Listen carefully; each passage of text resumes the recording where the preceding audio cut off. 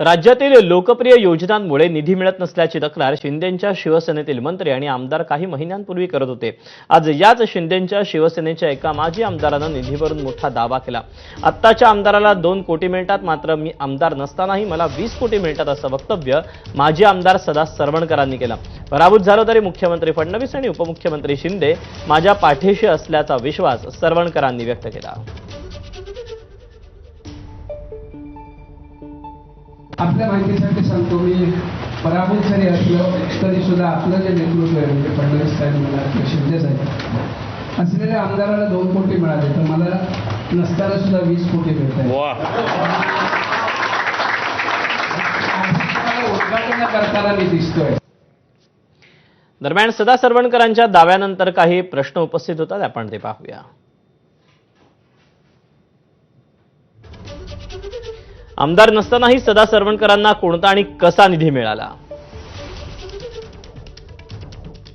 सरवणकरांच्या दाव्यानुसार खरंच फडणवीस शिंदेंच्या मदतीमुळे 20 कोटींचा निधी मिळाला का? सरवणकरांना खरंच 20 कोटींचा निधी मिळाला असेल तर आमदारकीशिवाय तो खर्च कसा करणार?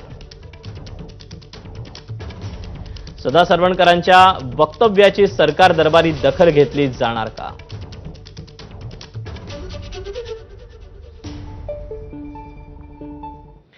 सरवणकरांच्या वक्तव्यावर ठाकरेंच्या शिवसेनेचे आमदार महेश सावंत आणि अखिल चित्रेंनी निशाणा साधला, तर गिरीश महाजनांनी निधीच्या वरून चौकशीची मागणी केली। आपण पाहूया।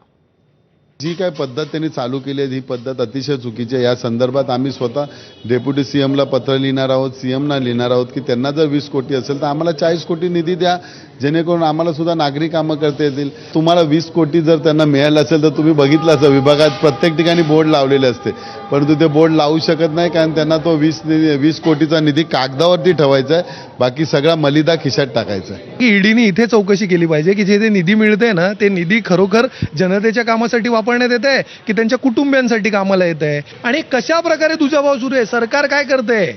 सरकारचं काम आहे ना, सरकारच्या नजरेत सगळे एक समान आहेत आणि निवडून आलेले आमदार आहेत, तर निवडून आलेल्या आमदारांना तुम्ही निधी देत नाही, तर तुम्ही जे पडलेले आहात तुम्हाला काय नाहीये, तुम्ही फक्त सत्तेचा माज दाखवत 10 पट जास्ती पैसे घेऊन तुम्ही काय करायचा प्रयत्न करत आहात? तुम्हाला जनतेने नाकारलेलं आहे।